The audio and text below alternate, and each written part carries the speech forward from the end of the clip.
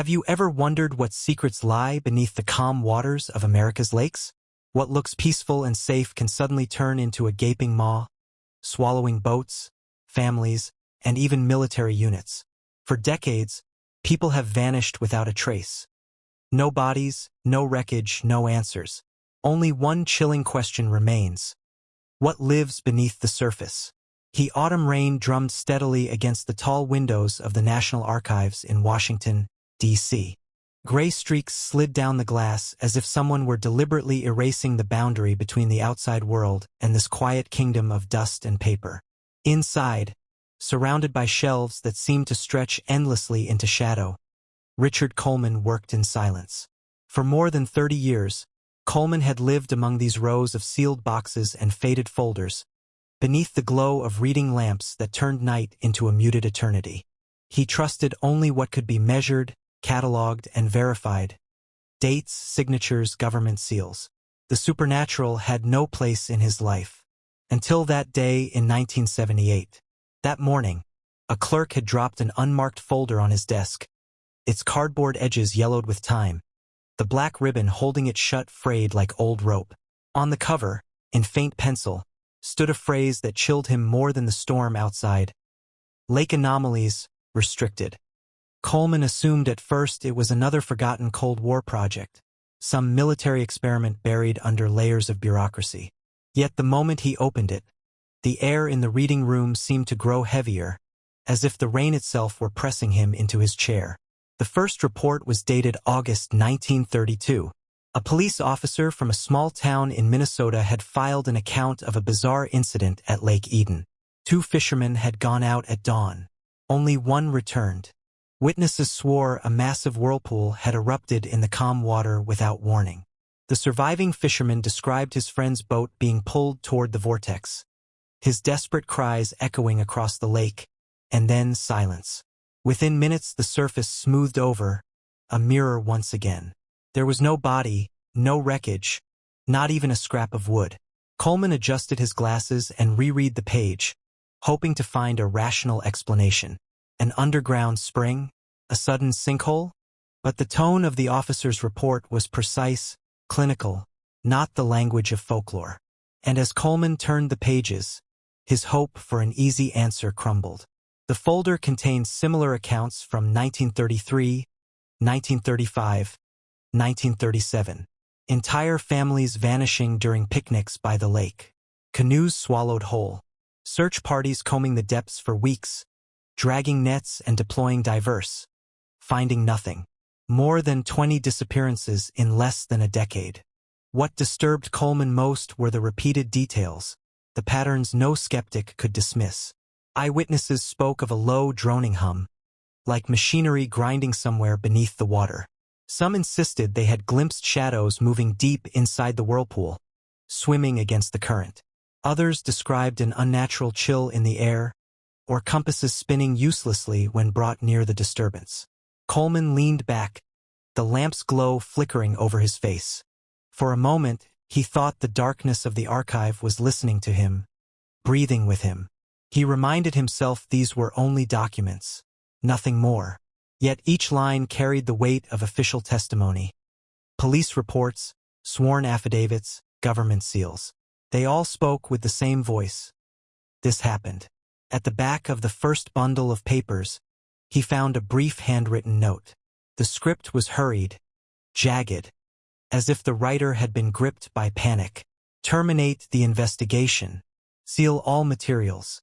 Restrict access to the lake until further notice. Beneath it was a blurred signature, unreadable, but stamped with the insignia of the United States Department of Defense. Coleman stared at the page, his pulse slow and heavy in his ears. What kind of phenomenon could compel the government to bury decades of testimony, erase entire tragedies from public memory? As the rain hammered the windows and thunder rolled faintly across the city, one thought took root in his mind, dark and immovable. What secrets lie beneath the waters of America's lakes? Coleman turned the next page. The paper was brittle, the corners flaking under his touch. The ink faded yet still sharp enough to cut through his nerves. The report was dated September 1932, barely a month after the fisherman's disappearance. This time, it wasn't a single man lost to the lake. It was an entire family. Their names were written in a careful, precise hand. Jonathan Harper, his wife Elizabeth, and their two children, 10-year-old Sarah and little Thomas, only 7. They lived in a small town near Lake Eden. Neighbors recalled how, on that clear morning, the Harpers decided to take their rowboat out for a picnic and gather the white lilies that bloomed in shallow water. A simple family outing on a perfect summer's day. Blue skies, still air, the surface of the lake as calm as glass. The witness was a farmer grazing cattle on the far shore. His testimony was attached to the report. He had seen the Harpers' boat drifting gently among the reeds. The only sound was the dip of oars in water. Then, without warning, the lake seemed to tear open. A whirlpool formed directly beneath the boat, expanding with terrifying speed. The farmer described it as at least 60 feet across, a dark spinning maw in the middle of the placid lake. The rowboat spun wildly, dragged toward the vortex. He heard Elizabeth scream. He heard the children's frantic cries. Jonathan strained at the oars, but the paddles jerked as though the water itself rejected them. Within moments the boat tilted, vanished into the churning funnel, and was gone. The surface stilled as if nothing had happened. The farmer confessed that he had not moved. He could not. He could not swim, and his legs had buckled beneath him. He could only clutch his staff, paralyzed, while an entire family was swallowed before his eyes. Coleman's throat tightened as he read the official conclusion. No bodies recovered. Search yielded no results.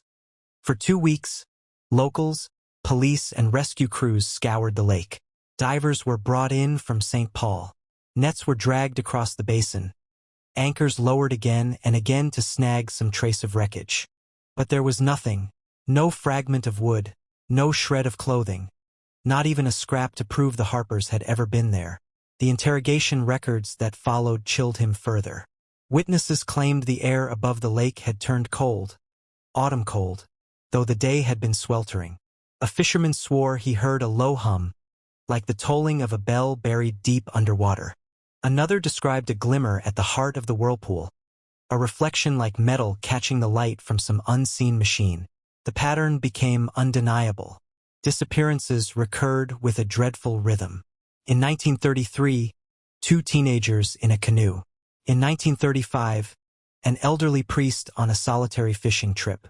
By 1937, the count had reached 23 people vanished. And always the same. Sudden vortex, frantic cries, silence.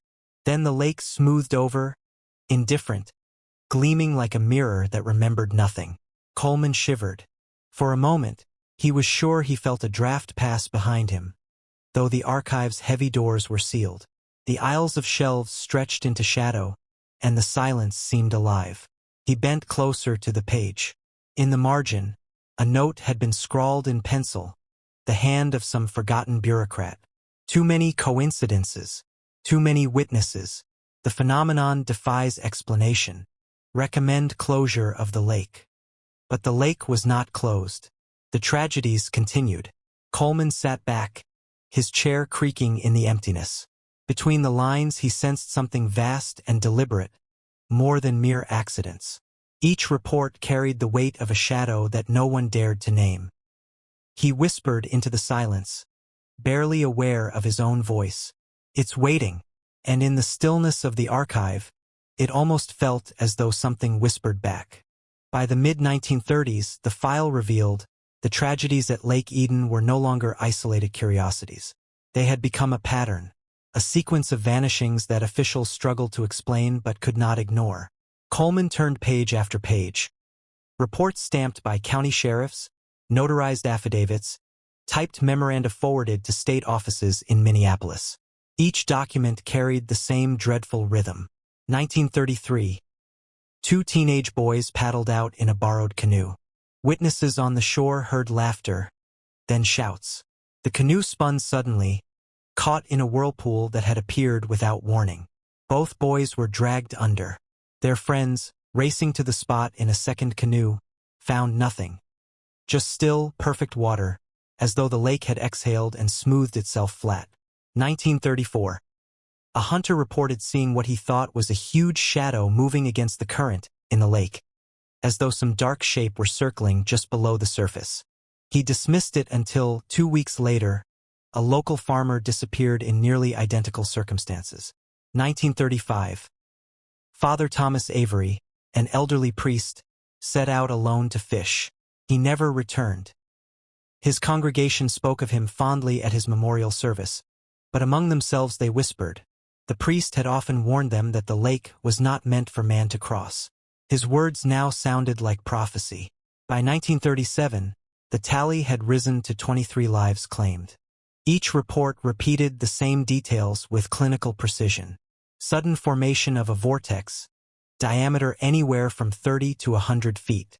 The victim's cries, abruptly cut short, absolute stillness minutes later, no debris, no trace. But it was the supplemental statements, the eyewitness accounts, that tore at Coleman's nerves. One fisherman testified that, as the vortex formed, the air itself grew colder. His breath misted in front of him, though the day was warm. Another claimed his pocket compass spun erratically, its needle quivering as though trying to point in every direction at once. Several witnesses described a deep droning hum that rolled across the water, a vibration felt in their bones more than heard in their ears. One woman compared it to standing near a cathedral organ when the lowest pipes are struck. Another swore she heard a rhythm, like the turning of massive gears hidden beneath the waves. And then there were the shadows. Time and again, people spoke of shapes glimpsed within the vortex, dark forms sliding upward against the current. They seemed vast, sinuous, their edges blurred as though the water itself resisted revealing them. Some insisted the shadows moved with intent, circling, watching. Coleman pressed his hand against the desk, steadying himself. These weren't ghost stories told around a campfire. They were sworn testimonies, stamped, filed, and buried in federal archives. Each line carried the weight of bureaucracy, cold and indisputable. Near the bottom of one memorandum, written in the margin, was a chilling note. Unnatural characteristics observed. Hydrodynamic laws do not apply. Phenomenon may be classified as hostile environmental anomaly. Hostile anomaly. The phrase lingered in Coleman's mind. Whoever had written it had abandoned the language of science for the language of war. As he sat beneath the humming lamp, rain still lashing the windows above, Coleman felt a slow dread settle into him. It was no longer just a mystery. The lake was behaving like something alive, something patient, something that had claimed 23 souls and would claim more, unless someone found the courage or the folly to confront it. Coleman closed the folder for a moment, resting his fingers on its cracked cardboard cover. The silence of the archive pressed in, thick as the water of that lake. He almost thought he heard it. A faint hum, deep and steady, rising from nowhere. He forced himself to breathe, opened the folder again, and turned the next page. The folder grew darker with every page. Coleman found himself staring at a new section, dated 1939, bearing the seal of the University of Minnesota. Unlike the terse reports of sheriffs and fishermen, these documents were academic field journals, scientific memoranda, typewritten letters between professors. But the story they told was no less terrifying. The expedition was led by Professor Henry Caldwell, a respected biologist known for his work on freshwater ecosystems. He brought with him a small team: geologist Walter Briggs, graduate students Mark Donovan and James Whitaker, and a young assistant named Anna Rhodes. Their mission sounded routine: charting aquatic plants, testing chemical composition, mapping lake depths. But Caldwell's private notes revealed another motive. He had heard the rumors of whirlpools and vanishings. He wanted to see for himself. The expedition began methodically. For 2 weeks, their motorboat skimmed across the surface of Lake Eden, echo-sounding equipment charting the floor beneath. They documented caves, trenches, and ridges, complex geology that might have explained odd currents. Yet no ordinary currents were found. The lake was quiet, almost unnaturally so. Then, on June 7th, everything changed. At 11:40 a.m., Caldwell recorded in his field journal, observed formation of vortex in Central Basin. Weather calm. Water surface prior. Glass-like. Vortex diameter approximate 50 feet. Rotation counterclockwise. Velocity 2 to 3 turns per second. The team steered closer to observe. At 30 yards distance, the boat's motor stalled without cause.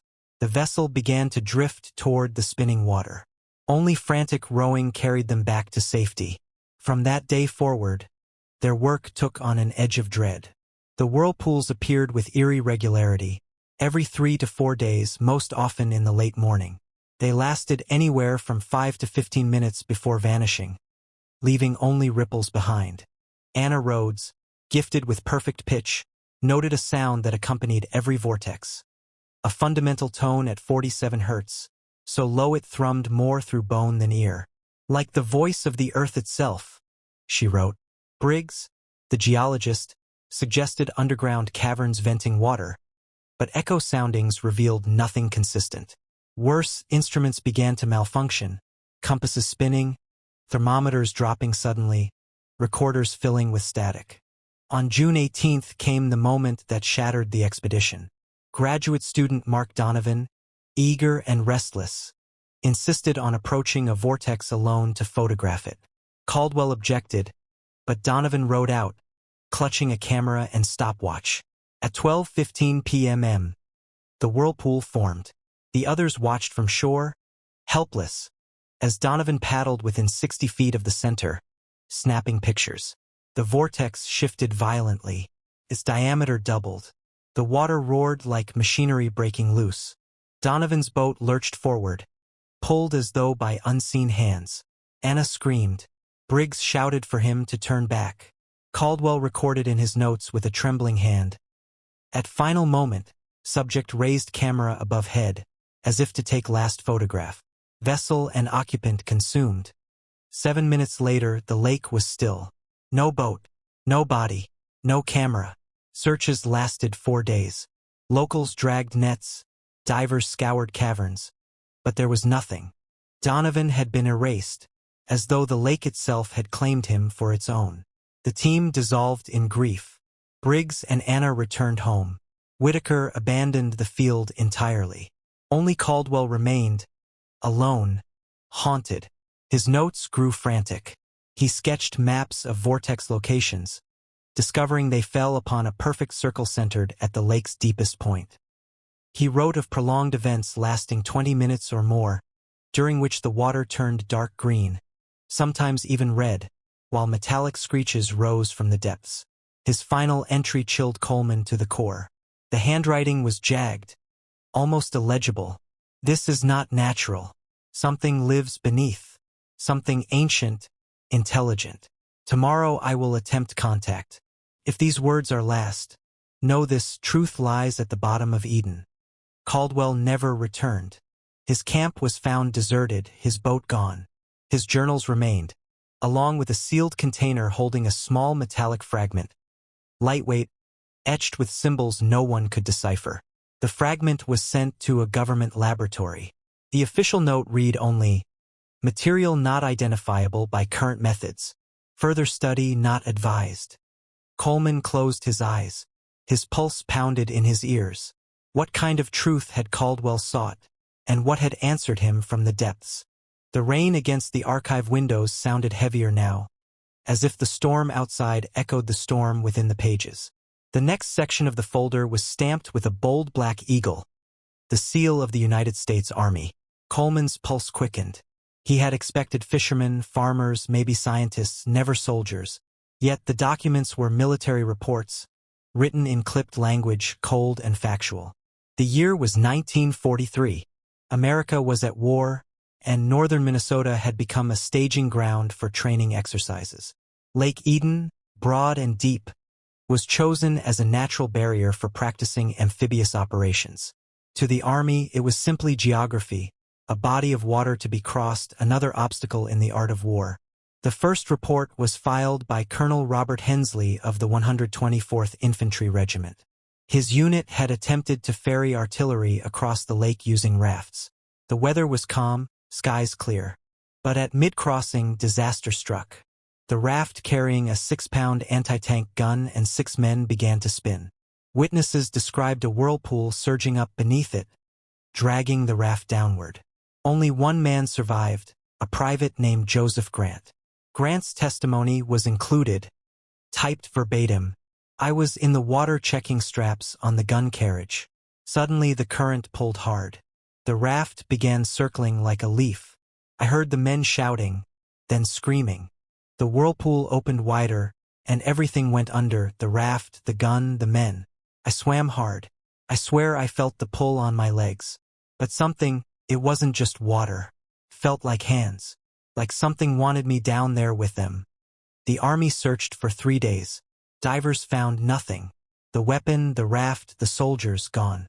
Hensley's next dispatch grew more urgent. A reconnaissance major reported repeated vortexes, lasting up to 15 minutes. Compasses spun uselessly. Radios filled with static. Wristwatches lost time. One sergeant claimed he heard voices rising from the water, speaking in no language he knew. Command assumed sabotage, some experimental German device, perhaps mines or torpedoes, but patrols found no enemy presence. The phenomenon remained unexplained. July 8, 1943. A four-man scouting team led by Sergeant Daniel Reeves crossed the lake by boat to survey the far shore. They never returned. The following day, search operations were disrupted by 7 separate whirlpools appearing across the lake within hours. Soldiers reported seeing greenish light glowing deep beneath the surface. Morale plummeted. Men refused to launch boats. Night after night, soldiers in camps along the shore woke screaming, claiming they had dreamed of creatures rising from the lake, singing in voices that were not human. Medical officers examined them. No poison, no illness. The reports listed extreme nervous exhaustion, but the nightmares spread like infection. On July 15th, the order came down: abandon Lake Eden. The official reason cited unsuitable conditions for amphibious training. But a confidential note, signed by Colonel Hensley himself, told another story. Area compromised by unknown environmental hazard, recommending permanent exclusion from operations. Lake may represent non-natural threat. Coleman felt his breath catch. Non-natural threat. The Army had walked away, not because of strategy, not because of weather, but because something in the lake had proven stronger than discipline, stronger than weapons, stronger even than the will to fight. The last military document was brief: a telegram from higher command, ordering immediate evacuation of all units from the area. Attached was a scrawled annotation in pencil, author unknown. Enemy not German. Enemy not human. Coleman sat rigid in his chair, the storm outside battering the windows of the archive. The idea chilled him more than the rain. Even in wartime, even against all the horrors of the world, America's army had recoiled from Lake Eden. And yet, the lake remained, waiting. The war ended. Soldiers came home, towns healed, and life in northern Minnesota crept back toward normal. Yet Lake Eden remained a wound. The Army had abandoned it without explanation, declaring the area restricted for environmental protection. Locals whispered the truth in hushed voices. The lake was cursed. Families kept their children away from its shores. Fishermen avoided its waters. The surface of Eden gleamed undisturbed, as if mocking the silence around it. But in 1947, a new county commissioner named Harold Jennings decided enough was enough. Jennings was a veteran of Europe, a man hardened by artillery fire and ruined cities. He had no patience for superstition. To him, the stories were cowardice, exaggerated legends. He announced his intention to reopen the lake for public use. Boating, fishing, even logging along the shoreline. Fear, Jennings told the local paper, is the last enemy of recovery. He organized a small commission. Himself, engineer Frank Wallace, local farmer, and war hero Thomas Reed, and several veterans eager to prove the lake harmless. They brought measuring equipment, survey maps, and a single motorboat.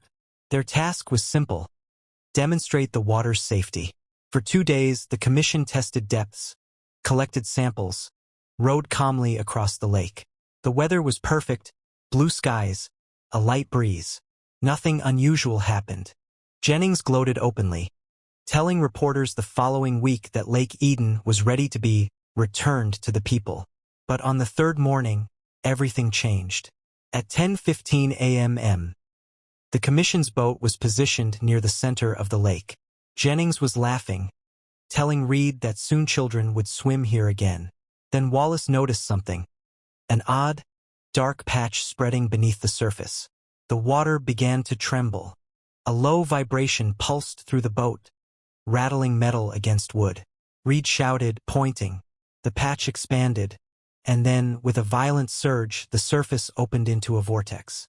Witnesses later described the sound as a roar mixed with metallic screeching, as though some colossal machine was tearing itself apart beneath the waves. The whirlpool widened 30 yards, then 40. Jennings froze, his bravado shattered. "Row!" he ordered, his voice breaking. The boat was still at a distance, but the current tugged, subtle at first, then stronger. The veterans heaved at the oars, sweat running down their faces. For 10 long minutes the vortex raged, the sound deafening, the air itself dropping in temperature. One man swore his breath misted in the sunlight. The whirlpool spun with such ferocity it seemed to scrape the sky. Then, just as suddenly, it collapsed. The lake lay smooth again, reflecting the clouds above as though nothing had ever stirred. That evening, Jennings filed a report to the state capitol. His tone was shaken, stripped of arrogance. "I have witnessed with my own eyes an event beyond rational explanation. The waters of Lake Eden cannot be trusted. For public safety, I strongly recommend all restrictions remain in place until such phenomena can be understood." Within weeks, a scientific delegation was dispatched from the University of Chicago, tasked with comprehensive hydrographic analysis. But as Coleman read the names of the professors and scientists involved, a knot twisted in his gut. He knew how this would end. Every attempt to study the lake had ended in silence. Every effort to claim it had ended in loss.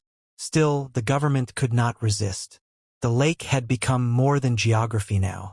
It was a question, a threat, a challenge waiting in the water. The documents that followed bore the seal of the University of Chicago and the U.S. Geological Survey. This was no longer rumor, no longer hearsay from frightened farmers or soldiers. It was science, armed with instruments and equations, entering the heart of mystery. The team arrived in June 1947. Leading them was Professor Leonard Brewer, a geologist renowned for his studies of karst systems and underground caverns. With him came hydrologist Dr. Anna Volkov, biologist Michael Grant, and geophysicist Dr. Victor Hansen. They carried echo sounders, magnetometers, temperature probes, and crates of recording equipment. The government expected answers. For the first week, the team dismissed local fears. Brewer noted in his log, "Lake Eden exhibits unusual topography, but nothing beyond the scope of natural processes. Likely exaggerations from earlier accounts." But on June 19th, the lake revealed itself.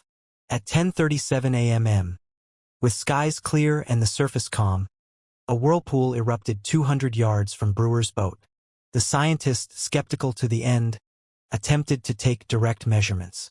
He lowered instruments into the water. At once, every device failed. The compass needle spun wildly, the thermometer plunged 15 degrees in seconds, and the timepiece he used stopped ticking altogether. Brewer's notes shifted tone. "Cannot dismiss. Instruments unreliable. Phenomenon genuine." The team persisted. On June 23rd, they observed not one vortex, but 3, appearing in different parts of the lake within minutes of one another. Each lasted nearly half an hour, longer than any previously recorded. The sound that rose from them was unbearable. A layered drone that forced 2 researchers to vomit and sent another collapsing in a faint. Volkov wrote, "The noise is not mere vibration. It feels structured, like tones in a language we cannot understand." Meanwhile, Grant, the biologist, studied the surrounding ecosystem. He noted that fish vanished from areas where vortices formed. Birds abandoned the lake hours beforehand, circling high above or fleeing altogether. Ducks and geese would rise as one flock, as if obeying a silent signal. "They know," Grant scribbled. They always know. Hansen, the geophysicist, attempted to map anomalies on the lake bed. Echo soundings returned distorted images, shapes that shifted between readings, sometimes appearing as massive objects the size of buildings, then vanishing altogether. Not natural, Hansen wrote. Moving structures? As weeks passed, the team's confidence eroded. Sleep grew restless. They reported strange dreams of endless corridors beneath dark water, towers rising from drowned streets, and figures moving between them. Volkov confessed she woke one night convinced someone had been whispering in her ear, though the camp was silent. Then came the near catastrophe. On July 21st, a vortex erupted directly beneath the scientists' boat. Its diameter was nearly 40 yards, spinning with such force the vessel tipped, throwing equipment into the water. The engine stalled. Brewer later wrote, "By sheer fortune, auxiliary motor started. We escaped by yards. Had it failed, we would not be alive to record this." Shaken, the team concluded their expedition. Their final report was stark. Lake Eden demonstrates phenomena inconsistent with natural hydrodynamics. Vortices form without meteorological cause, accompanied by electromagnetic disturbance, acoustic resonance, and physiological effects on observers. Recommend classification as a zone of environmental hazard. Further study inadvisable until new methods developed. Coleman read Brewer's closing words, written in a trembling hand. The lake does not want us there. As the archivist set the page aside, the rain outside the archive had quieted, but the silence in the room felt deeper, heavier.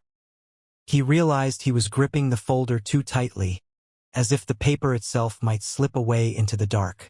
Lake Eden had repelled science just as it had repelled soldiers. And yet, the government was not done. The next section bore the unmistakable stamp of the Pentagon. The next bundle of documents carried a heavier weight. Coleman felt it the instant he saw the heading, stamped in red, United States Department of Defense, Project Echo. Classified, eyes only. This was no university venture. This was the Pentagon. In 1952, the Army Corps of Engineers established a restricted base on the northern shore of Lake Eden. The project was directed by Colonel George Sloan, a military engineer who had worked on America's first jet prototypes. He was known as brilliant, relentless, and utterly loyal. His assignment was clear: study the anomalies, find an explanation, and, if possible, harness whatever forces were at work. The base bristled with equipment, radiometers, magnetometers, sonar arrays, even experimental devices to measure infrasound. Floodlights lined the shore. Patrols kept locals away. Their official story a cover of advanced weapons testing. At first, the team worked with military precision. They divided the lake into grids, documenting every reading. Sloan believed patterns could be found. Order wrestled from chaos. He was partly right. Within weeks, a strange geometry emerged.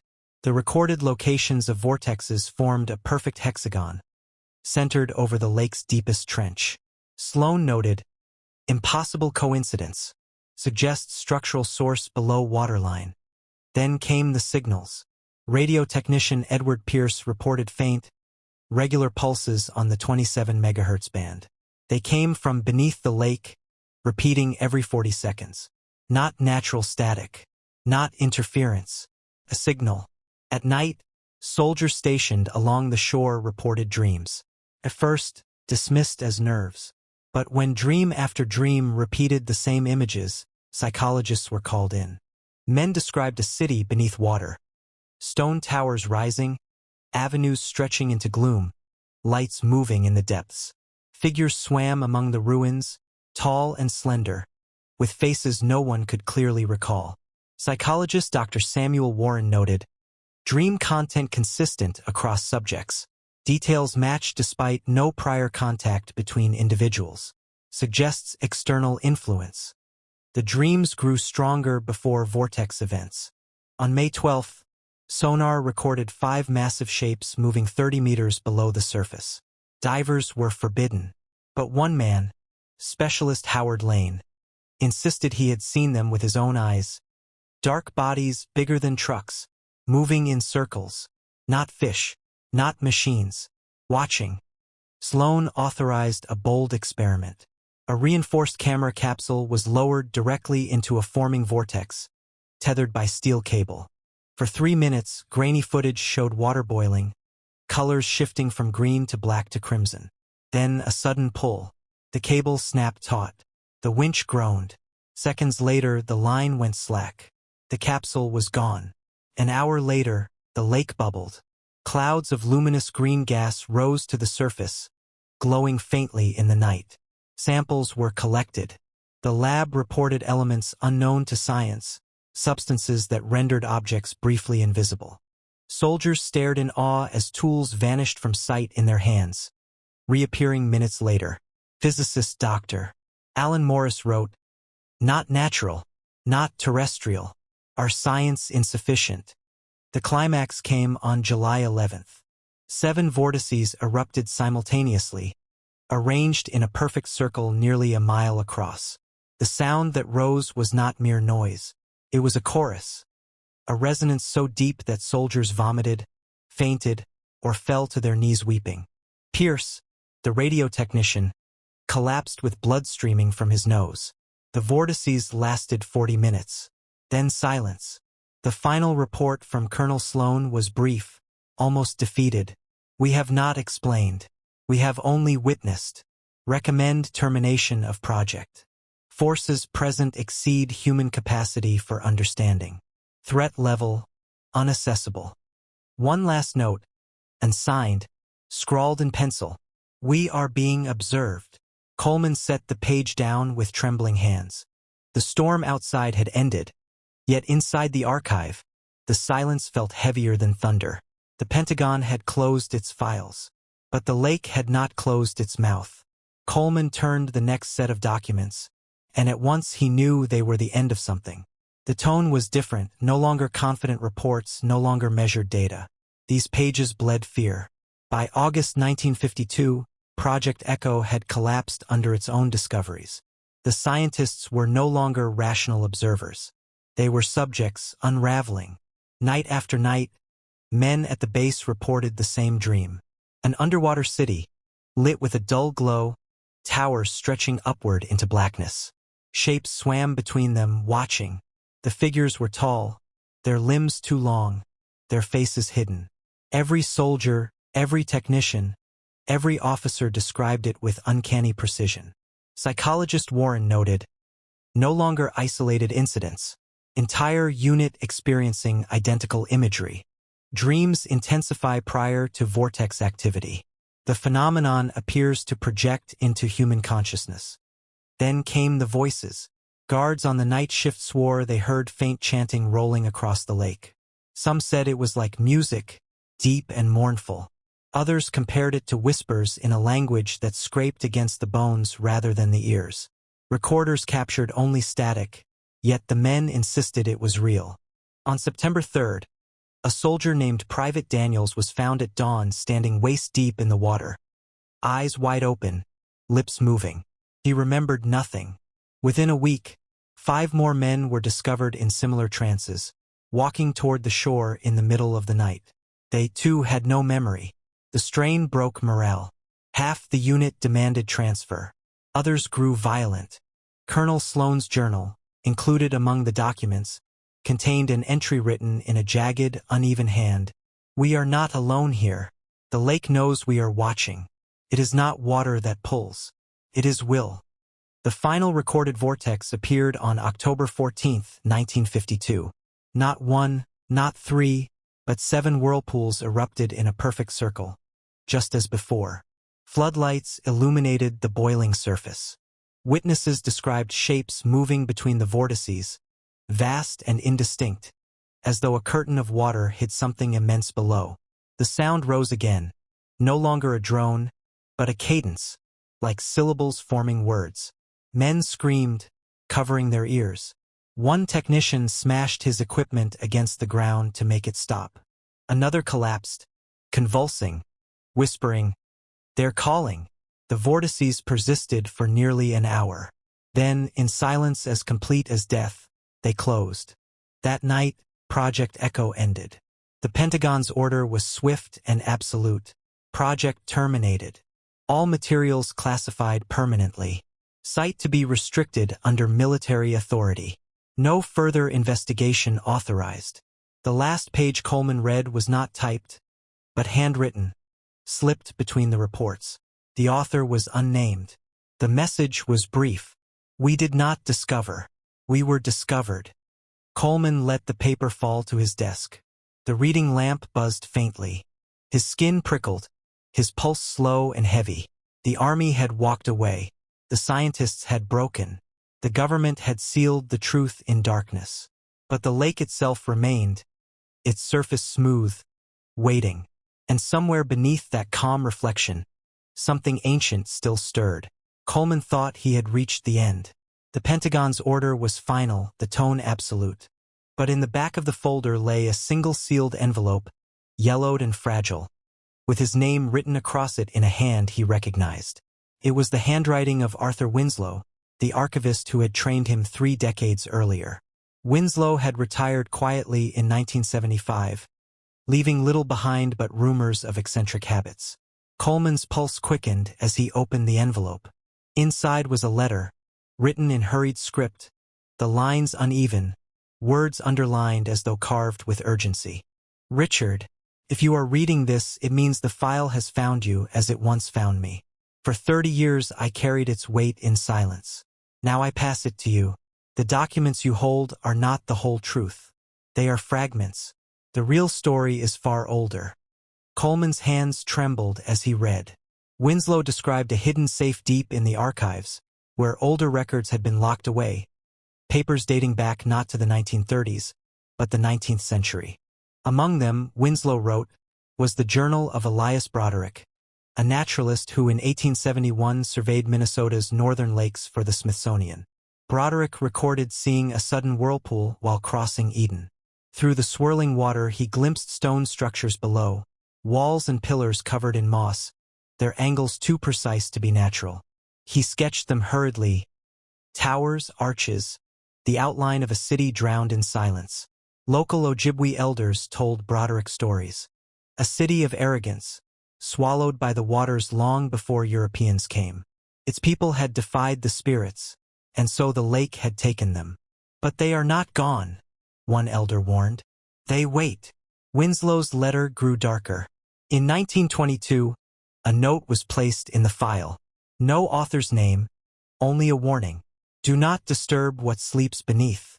The whirlpools are its eyes. It watches. If we trespass, it will defend itself. Coleman set the paper down, his breath uneven. He imagined all those who had looked into the whirlpools, fishermen, soldiers, scientists, and wondered how many had felt the gaze of something watching from below. The final lines of Winslow's letter were written in a shaking hand. I tell you this not to urge you forward, but to caution you. Some knowledge is not meant for us. I locked the safe. I left the key in my desk.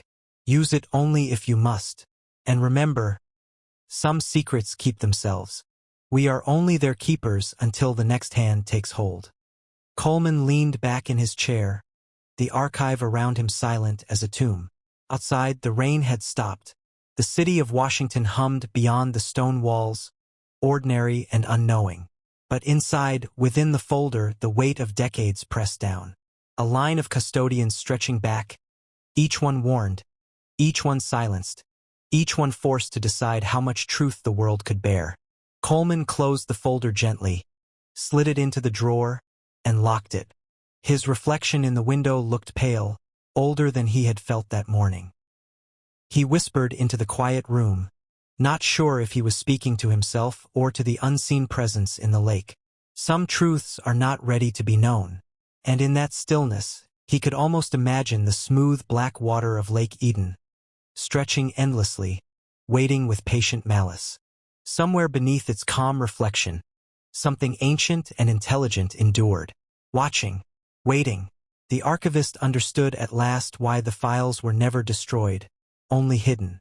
They were not a record of what man had discovered. They were a warning of what had discovered man.